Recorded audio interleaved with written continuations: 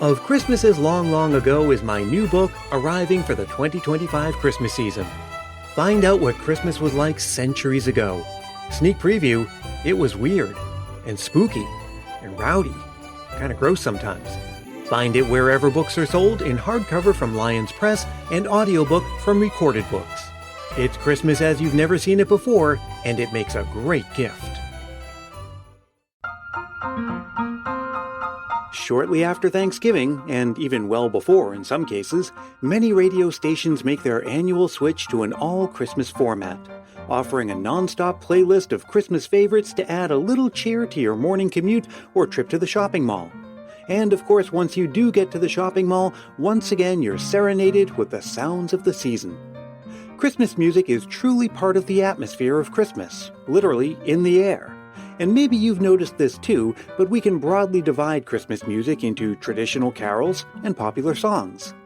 A carol is by definition typically a religious song, and traditional Christmas carols, and by traditional I mean anything up until the mid to late 19th century, but often much older than that, almost always center around the nativity story. Carols have come from many different times in history, like Away in a Manger from the 19th century, O Come All Ye Faithful from the 18th century, I Saw Three Ships from the 17th century, or God Rest Ye Merry Gentlemen from the 16th century. And there are plenty of others stretching back even farther, of course, but they're the stuff of history books, not present-day songbooks, and certainly not radio play. The 19th century may have been the last great hurrah for the proper traditional Christmas carol, because things changed in a big way as we entered the 20th century. Recorded music came along, and commercial radio, and movies with sound.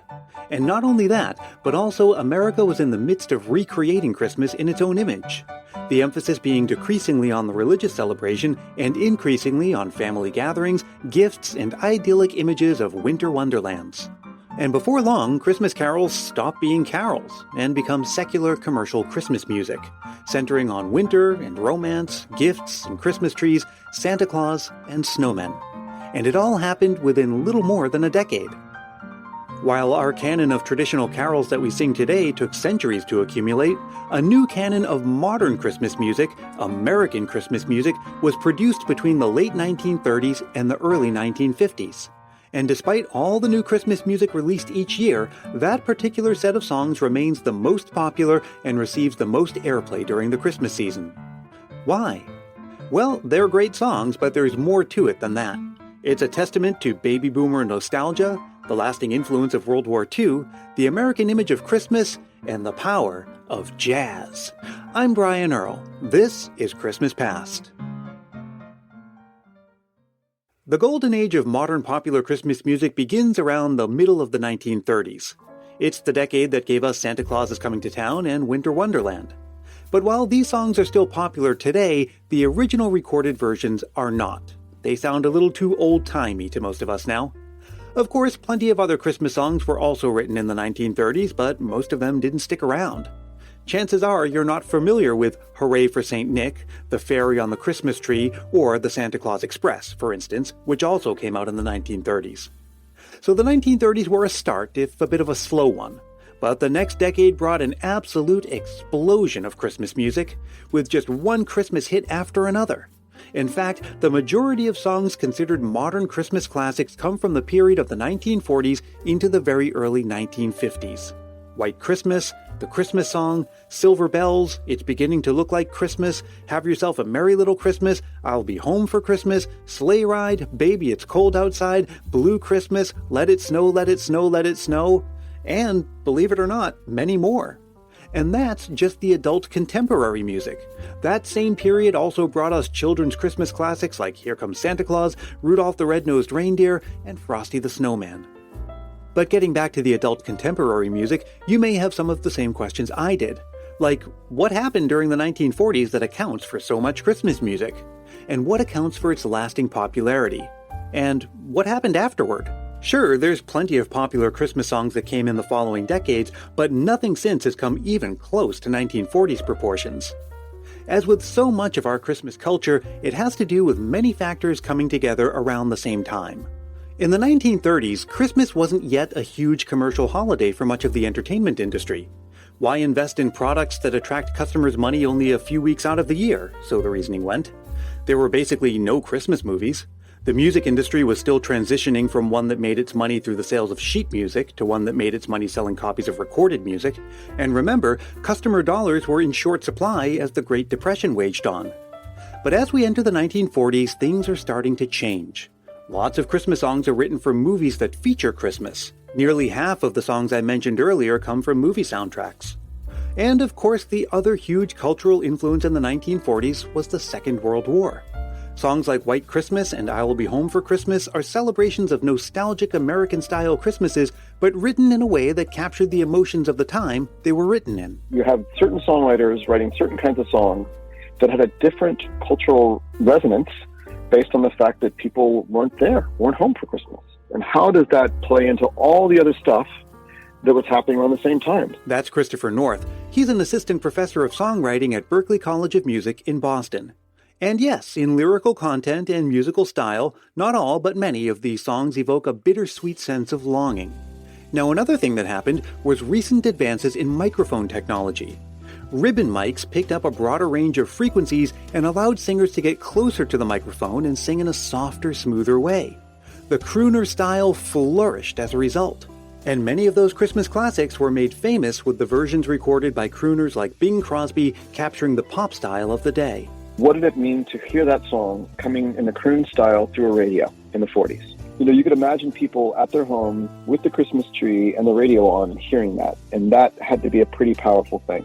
Now, so far we've talked about how these songs capture the mood and style of the day. And even today, 80 years later, not only do they still sound as great as they ever did, they also still sound as Christmassy. What is it about the sound of this music that gives it that classic Christmas sound? Well, the truth is, apart from the lyrics and the occasional use of choirs and jingle bells, not much. Because it's not that they sound Christmassy per se, they sound jazzy. And for generations, American culture simply associates that sound with Christmas more strongly than any other. Back in the 1930s and 40s, jazz was pop music. And getting back to that idea of capturing a bittersweet mood, jazz is especially well suited to the task. There is an inherent DNA to that music of the 40s and the 30s, for that matter, in terms of just a more sophisticated jazz language that those songs have.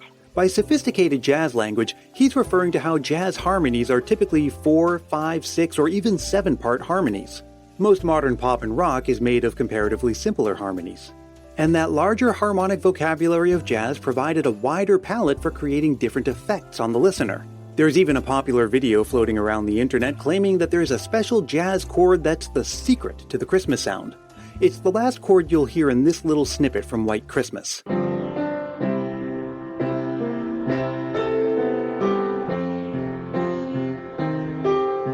Notice that wilting effect it creates. Well, the truth is, that's not some secret Christmas chord. It's just what's known as a half diminished or a minor sixth. The same group of notes can be called different things depending on the context. Either way, it's just a routine workaday chord in jazz. But it just goes to show you the effect it can create, something not commonly found in current-day pop songs. Now, I said that there's not much, musically speaking, that makes these 1940s songs inherently Christmassy, but that's not to say that there's nothing at all. We can look to certain melodies to find echoes from Christmas past. And I see a connection between O Little Town of Bethlehem and White Christmas. That is a very related material. In musical terms, a half step is the distance between two adjacent notes. C and C sharp are a half step apart, for instance. It's the smallest change in pitch typically heard in Western music. Listen to this little phrase from O Little Town of Bethlehem.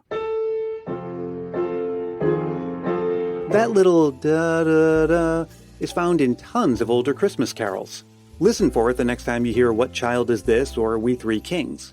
Now, compare it to this little phrase from White Christmas.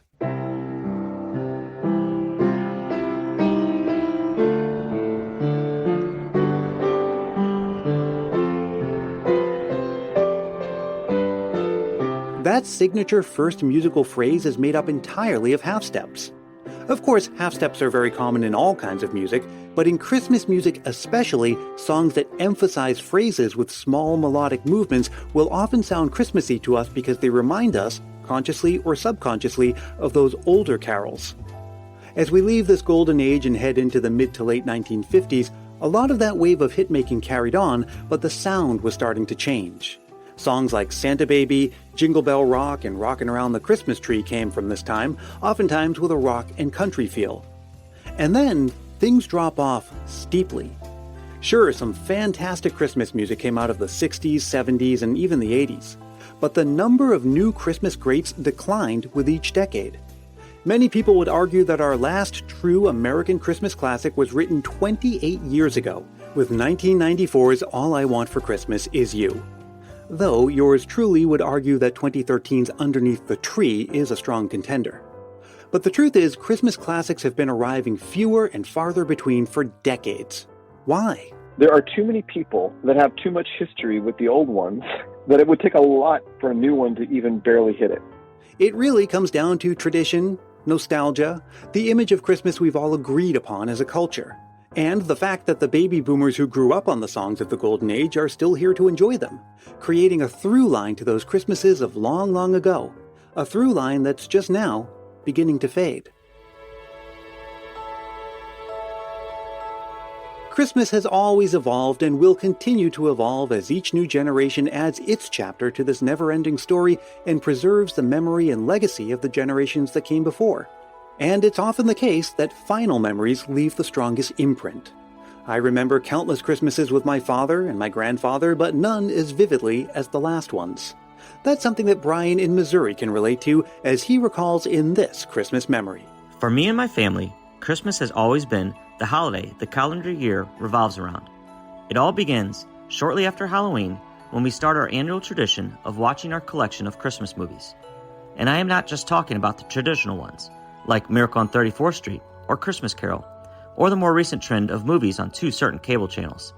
Of course, those are included, but we also delve deep into the holiday with movies like The Lemon Drop Kid, Bells of St. Mary's, and Night to Remember. And of course, we always finished off the run on Christmas Eve by watching my dad's favorite movie, It's a Wonderful Life. And that is where my favorite Christmas memory begins. My dad battled health issues all his life, but carried the Christmas spirit with him no matter what. In December 2012, there was a Christmas concert held at our local cathedral basilica, and I decided to take my dad to the concert. We spent the night listening to choirs singing traditional Christmas hymns, as well as more recent carols. There was also a portion of the night dedicated to songs played on handbells, which truly captured the magic of the night. 2 days later, it was Christmas Eve, and my dad, mom, brother, and I sat down to watch It's a Wonderful Life. As we watched Jimmy Stewart question his life and the decisions he made, me and my family sipped on chocolate egg creams, surrounded by the glow of lights from our Christmas tree, a drink that my dad's grandma fell in love with when she arrived in New York from Norway and was a favorite of my dad's. This series of days is forever etched in my mind because, as it turns out, this would be my dad's last Christmas with us. Just 2 months later, my dad would pass away. A decade later, we are still watching our series of Christmas movies, and on his birthday in early November, we kick off our holiday season by setting up his Bedford Falls It's a Wonderful Life lighted village. Despite the absence of his physical presence, we know he is still with us and living in us through the Christmas spirit. Now there is just about a week and a half left until Christmas. I hope you've been having a wonderful Christmas season so far, and I'm looking forward to spending the rest of it with you. How about sharing one of your favorite Christmas memories with all of us? Just record yourself speaking into your phone's voice memo app and send it to christmaspastpodcast@gmail.com. Keep it reasonably short, clean, and family-friendly, and be sure to say your name and where you're from. Now, I'll be back again in just a few days with an all-new story from Christmas Past. Until then, let me tell you that Christmas Past is produced in wonderful Willow Glen, California by yours truly, Brian Earl. Thank you to Christopher North, and thanks also to Gary in Ireland, who generously played the piano in those song samples from this episode. Thanks to Brian in Missouri, and of course, thank you for being here. You can drop me a line anytime, and I wish you would. I love hearing from you, and I try to reply to every message I get. You can write just to say hi or to share a memory. Again, my email address is christmaspastpodcast@gmail.com. Find me on Facebook, Twitter, and Instagram, and join our private Christmas Past Facebook group if you haven't yet. And hey, if you're really feeling the Christmas spirit, why not help more people discover the show? It's as easy as telling a friend about it or leaving a review on Apple Podcasts. If you do leave a review, I'll send you a Christmas Past sticker, and a handwritten Christmas card is my way of saying thanks. Reach out for details, and until we meet again, may your days be merry and bright.